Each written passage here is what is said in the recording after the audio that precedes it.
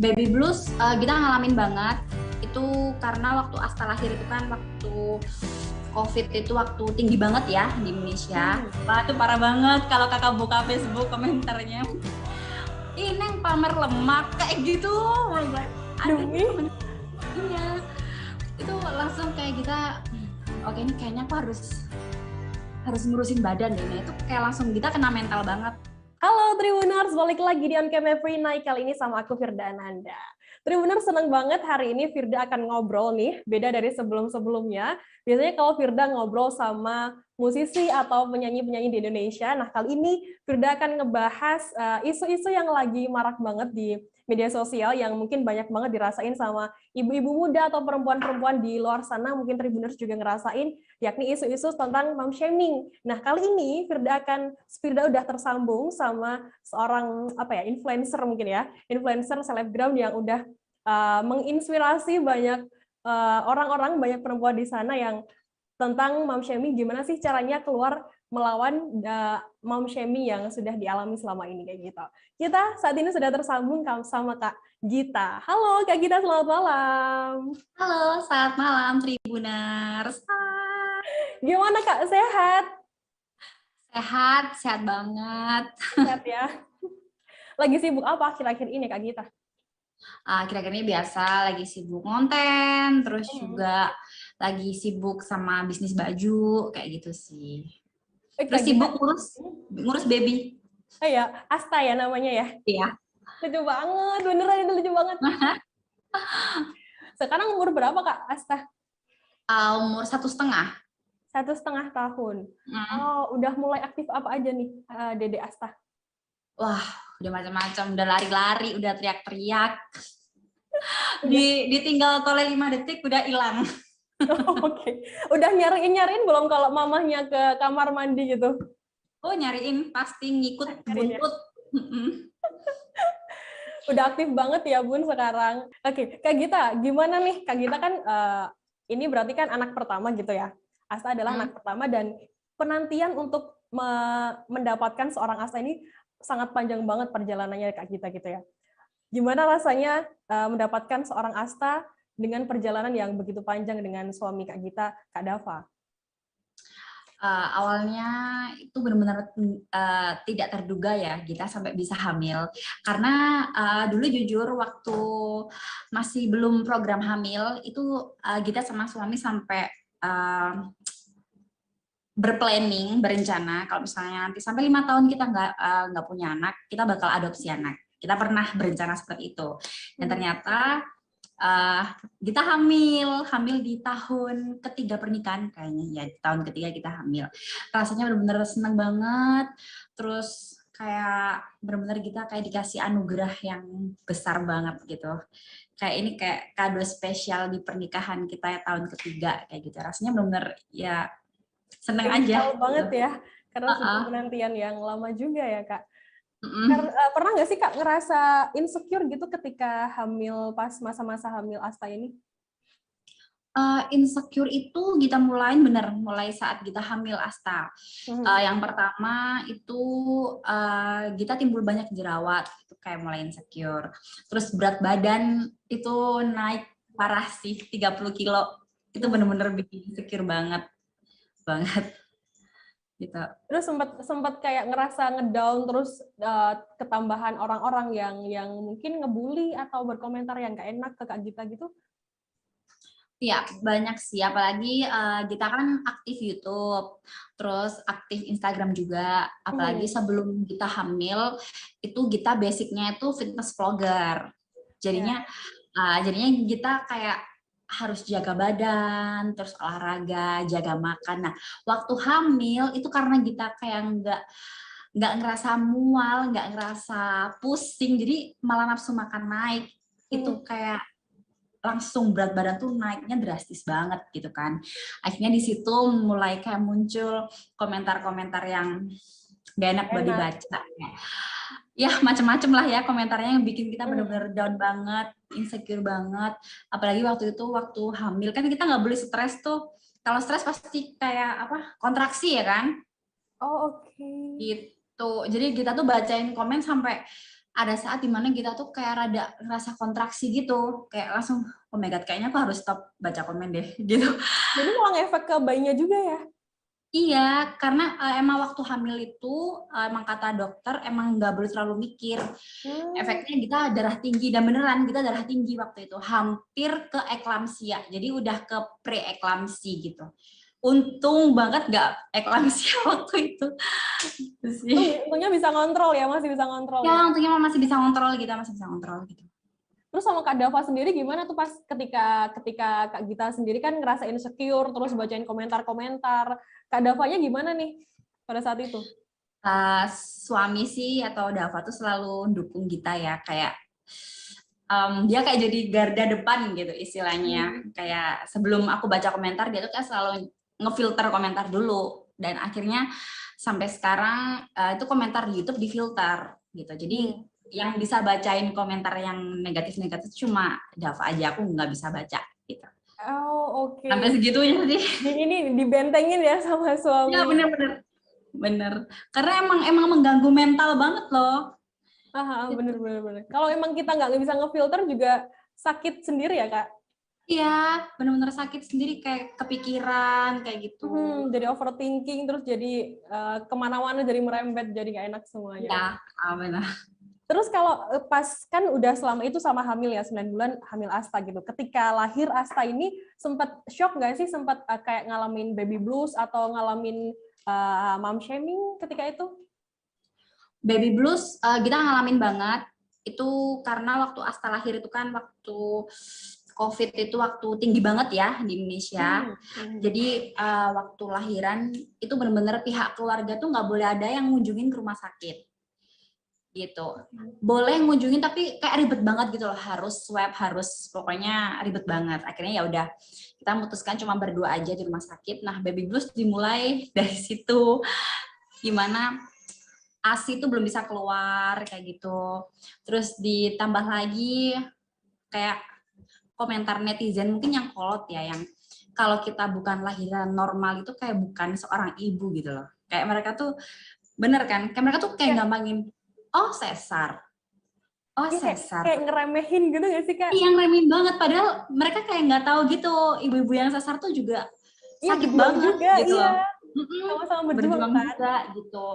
Terus ditambah lagi, ya itu sih kayak kita begadang, belum bisa urus bayi kan, jadinya nangis-nangis sendiri, baby blues banget gitu. Jadi terus tapi sama suami tetap ada dukungan sendiri kan, sama Kak Dava juga ada support yang membangun Kak Gita supaya nggak bisalah ngalamin melewati masa-masa baby blues itu. Iya, tapi waktu kita baby blues itu juga pas banget suami juga baby blues juga. Really? Terus gimana? Ya bener. Jadi kita berdua tuh sama-sama baby blues gitu. Kalau kita tuh baby bluesnya kayak lebih ke nangis, kayak apa ya? Masih belum bisa menerima kehidupan setelah melahirkan gitu loh. Oke. Aku begadang, aduh nangis, aduh aja. Kalau suami tuh baby bluesnya kayak lebih ke sumpek. Lebih kayak ke sekarang ada baby jadinya perhatian istri kayak pecah jadi dua. Jadi kayak marah-marah gitu baby bluesnya dia. Jadi kita sama-sama kayak nenangin diri sendiri gitu. Oke. Terus cara Kak Gita sendiri untuk menanganin baby blues-nya Kak Gita sendiri gimana tuh? Makan. Oh, makan, oke. Ya. Emang aku juga suka makan sih, Kak. Enak banget kalau makan. Stresnya hilang. Itu langsung kayak hilang gitu, kayak kita entah itu makan dessert atau makan apa itu langsung happy gitu. Tapi ya itu sih berat badan sih melonjak terus. Terus kalau Kak Davanya nggak bermasalah dengan berat badan Kak Gita yang hitungannya udah lumayan naik kan ya ketika setelah lahiran gitu? Kebetulan dulu waktu awal aku kenal Dava itu aku juga berbadan besar banget. Waktu awal pacaran sama Dava juga badanku gede banget gitu. Jadi Dava udah kayak ya udah lah emang habis lahiran ya mau kayak gimana gitu. Dia simple aja sih, nggak yang menuntut istri yang kamu harus kurus, sebenarnya enggak sih. Memaklumi sekali ya, berarti mengerti lah ya ibaratnya. Ada masa-masanya fase kayak gitu juga. Terus selama proses 1,5 tahun kan nggak gampang ya Kak ya, pasti kan ada kayak lika-likunya untuk mendidik seorang Dava dan juga menjadi seorang ibu baru gitu. Pernah nggak sih mengalami mom shaming terus kayak diomongin sama orang, kamu harusnya kayak gini loh jadi ibu, kamu harusnya kayak gini loh jadi ibu, gimana Kak? Wah, itu udah kayak makanan sehari-hari ya. Jadi apalagi kan kita tuh tipe orang yang suka banget kayak bagiin story di Instagram gitu kan. Kayak misalnya kita kasih support. Apalagi ibu-ibu yang kolot tuh kayak anti support banget gitu loh, kayak ngapain sih kasih support, ASI aja lebih bergizi gini. Nah, gitu. Terus waktu itu awal-awal MPASI kita kasih buah-buahan, itu kayak jangan kasih buah, kasihnya aja, itu banyak banget yang masuk. Terus akhir-akhir ini kita mau proses mensapi Asta kan, itu juga wah itu parah banget sih. Itu kayak intinya beda ibu, beda cara didik kan ya. Betul. Terus beda ibu, beda cara ini loh, ngatur anak gitu kan. Kalau kita tuh pinginnya nyapinya Asta tuh pelan-pelan gitu, sampai dia tuh bener-bener lepas ASI gitu kan. Tapi banyak juga ibu-ibu yang nyalahin caranya kita. Kalau kayak gitu terus ya mana bisa disapi gitu. Padahal kita juga selalu aja misalkan anak ini belum bisa disapi pun ya udah nggak apa-apa gitu. Tapi banyak di luar sana yang kayak banyak banget yang ngejudge kita gitu, kayak aneh-aneh lah pokoknya gitu. Tapi kalau yang apa ya, berarti kayak yang ngejudge, yang ibarat kayak ngatur lah ya Kak, ngatur kehidupan Kak Gita dan Asta gitu, dan keluarga Kak Gita gitu, itu kira-kira emang orang terdekat, ataukah orang dari luar, atau gimana? Atau tetangga, atau siapa gitu Kak? Kebanyakan followers sih, followers Instagram. Ada juga sih tetangga gitu kan, tapi nggak yang sering banget. Kita cuma sekali aja kayak ketahuan ngomong apa gitu ke kita, oh gitu ya udah gitu. Tapi emang rata-rata yang bikin mental kita down tuh emang komentar followers Instagram sih. Oh, yang makin bikin down malah orang yang ini ya, orang-orang di followers di sosial media ya, di media sosial. Ya benar-benar. Yang malah makin bikin down. Tapi kalau orang-orang terdekat kayak keluarga kayak gitu-gitu, gimana respons mereka Kak? Respon mereka biasa-biasa aja sih Kak, kayak ya udahlah, kamu ibunya ya kamu yang ngurusin, kamu yang didik, kamu yang ngatur. Maksudnya kita nggak ada hak buat kayak ngatur parenting atau apa, itu tipe keluarga kita gitu sih, terserah apa kita gitu. Fleksibel ya, enak ya, jadi terserah sama Kak Gita sendiri mau diapain gitu kan. Kalau respons Kak Gita ketika seumpama nih dapat komentar yang gak enak banget di Instagram, responnya Kak Gita pertama kali ketika baca itu gimana? Respon aku yang pertama itu kayak pasti kayak gitu kan. Kakak bisa bayangin nggak? Kayak langsung baca langsung kayak ngena gitu. Terus kayak sakit banget. Iya, kayak apaan sih orang ini, kayak kamu tuh ngejudge aku banget, kayak kamu tuh nggak tahu kehidupanku di sini, kenapa kamu bilang kayak gini gitu kan. Gitu sih, kayak lebih kayak nggak terima aja sih gitu. Terus kita juga kayak ngerasa mana woman support woman-nya gitu. Rata-rata emang yang ngejatuhin, terus yang ngejudge itu emang sesama ibu-ibu juga yang nggak tahu kita kok bisa-bisanya mereka kayak gitu gitu. Gitu. Terus sempat nggak sih kayak apa ya, kayak berpengaruh dengan cara didiknya Kak Gita ke Asta, atau cara berkomunikasinya Kak Gita ke Kak Dava ketika dapat banyak omongan nggak enak dari followers, dari orang-orang di sekitar Kak Gita gitu? Kalau berpengaruh sampai ke parenting sih enggak ya. Kita tetap kayak teguh sama cara parenting kita. Tapi kalau masalah bully fisik itu berpengaruh banget. Pengaruhnya ke Gita sih. Kayak bully fisik. Kita ingat banget, kita tuh dikatain baru anak 1 aja badan udah kayak anak 5. Nah, kayak gitu.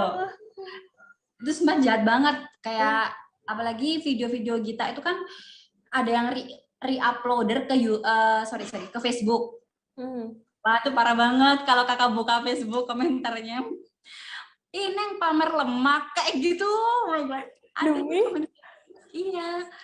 itu langsung kayak kita, oke ini kayaknya aku harus ngurusin badan deh. Nah itu kayak langsung kita kena mental banget kayak gitu.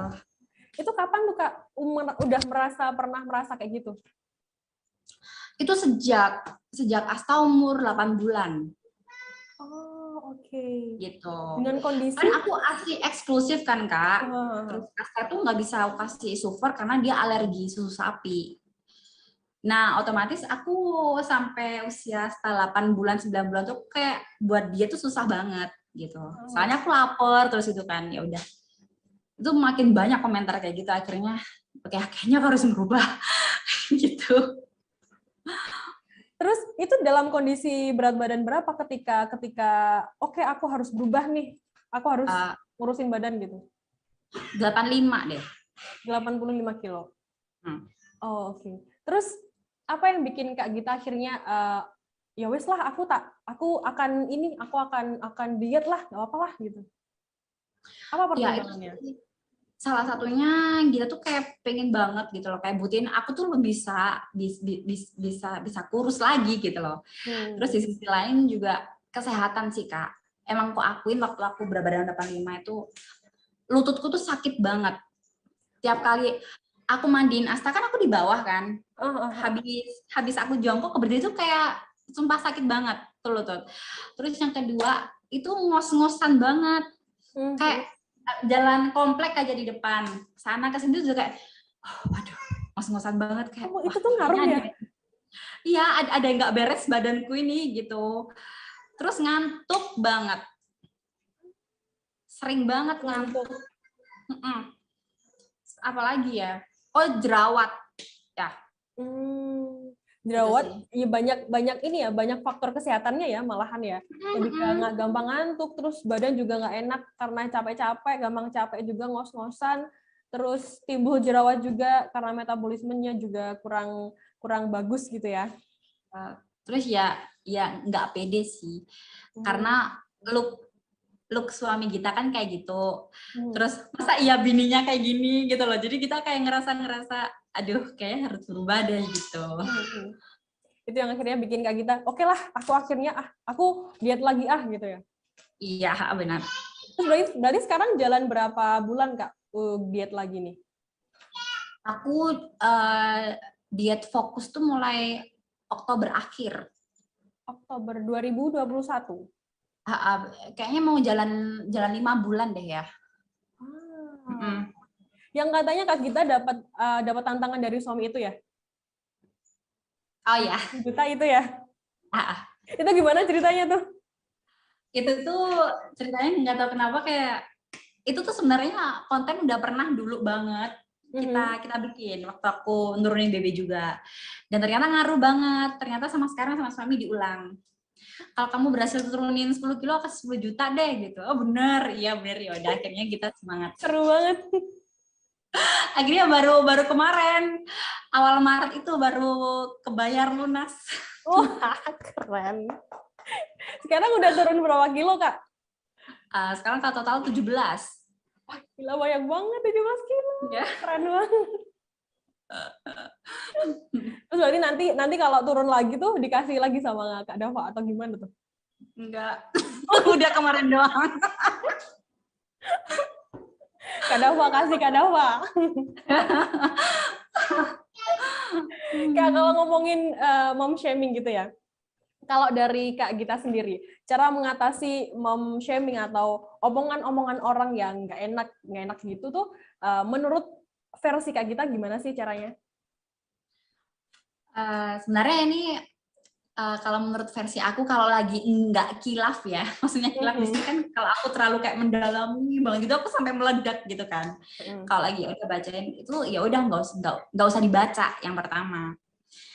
Yang kedua, kalau misalnya udah kebaca, jangan diambil masuk, jangan diambil hati. Karena mereka komen kayak gitu kan sebenarnya nggak tahu real life kita kayak gimana. Mereka cuma bisa komentar luarnya aja gitu kan. Yes, betul.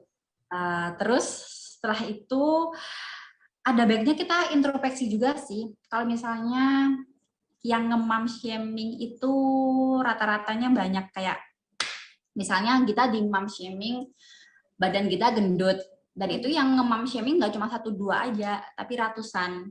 Akhirnya kita introspeksi dong. Dan ternyata dengan introspeksi tersebut kita bisa merubah lebih baik. Gitu. Sebenarnya ada nilai plusnya sih kalau kita teliti banget di apa namanya dipilah-pilah gitu. Kalau kita pikirannya harus waras gitu, sebenarnya ada beberapa nilai positifnya gitu.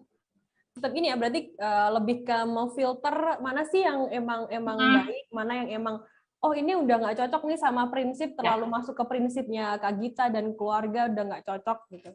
Tetap difilter ya Kak berarti ya? Benar, difilter. Intinya difilter.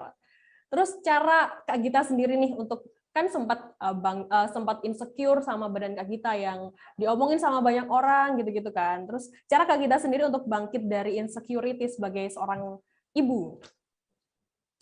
Cara kita bangkit sih yang pertama sih kita harus berusaha buat love self sih Kak, harus mencintai diri sendiri sih. Gitu. Ya kan? Karena kita waktu bacain komen tuh ya jujur kayak aduh perutnya kemana-mana gitu tuh jadi kayak ngerasa aduh perut, jadi kayak ngerasa apa ya? Membenci badan sendiri gitu loh. Nah, jadi yang pertama biar kita nggak insecure tuh kita harus ngerangkul badan dulu kayak oke, ini badan kamu, nanti kalau misalnya emang kamu kurus ya ini tetap badan kamu gitu, jangan kamu sakit, jangan kamu benci gitu. Jadi harus love self dulu, terus harus relax dulu, plus kita harus fokus sama hidup kita sih gitu sih. Jangan peduliin misalnya mereka ngomong apa, ya udah sih hidupku tuh kayak gini gitu. Aku bisa pede kayak gini, ya udah lakuin aja. Love yourself ya. Self love-nya harus tinggi ya, teman-teman Tribuners. Iya, benar. Self love-nya harus tinggi banget. Karena kalau nggak bukan kita sendiri, siapa lagi yang mencintai diri kita ya, Kak? Benar. Terus kalau antisipasi nih, mungkin ada nggak sih cara atau tips antisipasi ketika agar nggak tumbang lagi ketika dapat omongan atau dapat komentar-komentar nggak enak lainnya gitu yang bikin down Kak Gita nanti suatu saat gitu. Kita sih cara antisipasinya gini aja sih, kalau misalnya kita dapat sekarang tuh kita masih dapat omongan kayak gini, pahanya masih gede gitu. Nah iya betul kayak gitu. Kayak gitu. Baru udah diet ya. Misalnya kayak gitu ya. Itu antisipasinya Gita.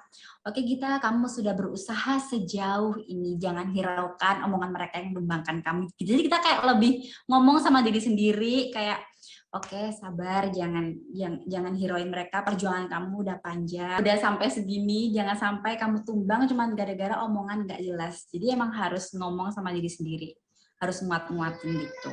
Harus gitu dikuatin sih. Dirinya sendiri harus harus menenangkan diri sendiri ya Kak berarti ya. Benar.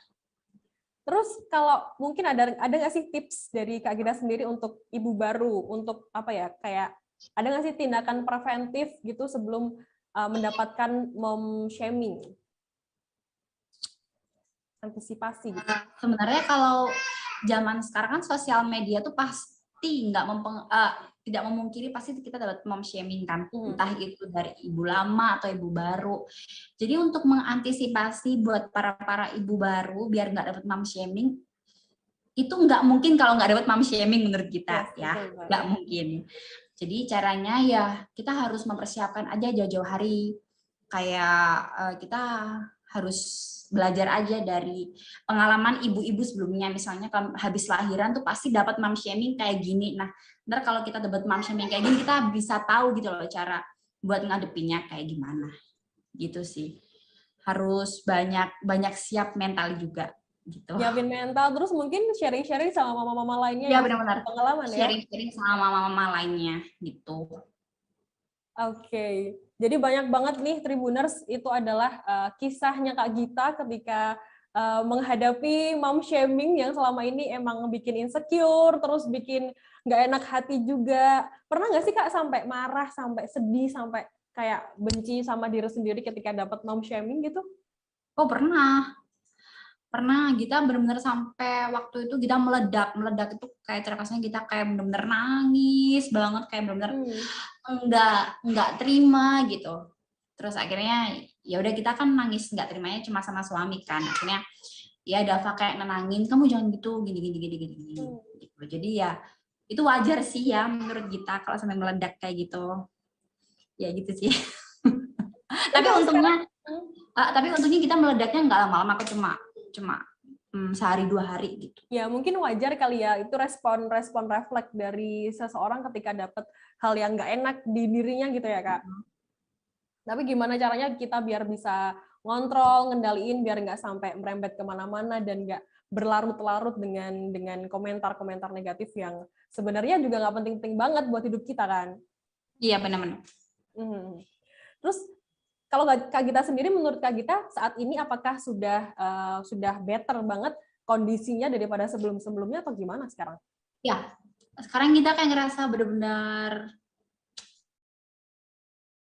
sekarang bisa lebih cuek sama omongan-omongan yang nggak enak itu. Jadi kita kalau tiap baca, oh udah cuma gitu aja, nggak yang wow. Udah nggak overthinking lagi ya sekarang ya. Udah bisa. Tapi emang keren banget sih Kak untuk proses untuk menjadi cuek tuh juga lumayan panjang perjalanannya dan butuh proses banget, bertahap untuk bisa jadi oh ya udah mau apa? Ya udah scroll gitu dong. Iya. Karena masalahnya ngaruh ke anak juga sih Kak. Kalau kita bacain komentar kita emosi, pasti kayak secara nggak langsung kita tuh emosi juga ke anak gitu loh. Nah gitu kan, kayak misalnya anak dibentak-bentak atau apa itu kan gara-gara psikis ibunya ini lagi keganggu gitu kan, mungkin dia lagi emosi atau sumpah. Jadi sebisa mungkin aku sekarang ya tiap kali bacain komentar aku nggak ambil pusing, aku harus bikin happy biar kehidupan sama anakku juga bisa happy terus gitu. Oke, sekarang berarti sudah better banget dari sebelum-sebelumnya karena sudah belajar gitu ya Kak, karena dibantu juga sama Kak Dava yang suportif, sama Kak Gita untuk menghadapi komentar-komentar yang nggak enak banget tentang tubuh lah, tentang cara parenting lah, dan sebagainya gitu. Terus mungkin ada closing statement dari Kak Gita sendiri untuk para Tribuners yang lagi nonton gitu, agar bisa untuk melawan mom shaming yang sekarang dihadapi. Oke, Tribuners, buat kalian entah itu ibu-ibu baru atau ibu-ibu yang udah lama, tapi yang kena mom shaming, saran dari kita jangan terlalu diambil. Mom shaming itu wajar dan ada bagi setiap ibu ya. Pasti kita semua pernah ngalamin mom shaming. Jadi jangan terlalu diambil pusing, kita harus fokus ke hidup kita, fokus ke anak, kita harus happy kayak gitu. Jangan terlalu mempedulikan mom shaming, karena yang mereka yang melakukan mom shaming itu kayak nggak tahu hidup kita seperti apa gitu sih. Yes, karena yang tahu tetap diri kita sama keluarga kita yang terdekat, dan semuanya kita yang atur sendiri, kita yang mengontrol sendiri ya Kak. Benar. Oke Kak Gita, terima kasih atas sharingnya soal mom shaming dan sharing-sharingnya mengenai kisahnya Kak Gita selama mendapatkan asta sampai menghadapi cara melawan mom shaming yang dihadapi Kak Gita selama ini. Yeah. Terima kasih Kak Gita sudah ngobrol sama aku. Semoga nanti bermanfaat juga untuk Tribuners yang lagi nonton dan bisa ngadepin mom shaming yang sekarang lagi dihadapin. Terima kasih Kak Gita, sampai jumpa. Ya, sama-sama, bye. Terima kasih sudah nonton. Jangan lupa like, subscribe, dan share ya.